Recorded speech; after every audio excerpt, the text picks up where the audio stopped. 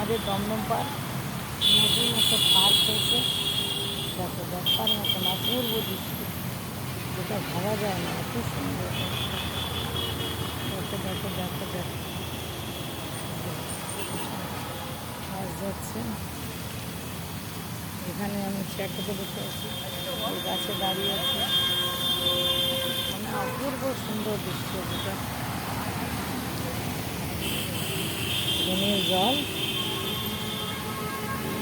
আমি ভীষণ ভালো লাগছে রাত্রিবেলাতে দেখতে দেখতে যাচ্ছি।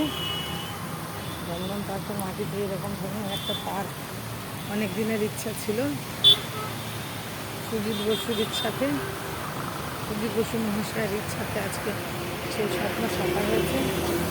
প্রত্যেকটা মানুষের স্বপ্ন সাকার হয়েছে।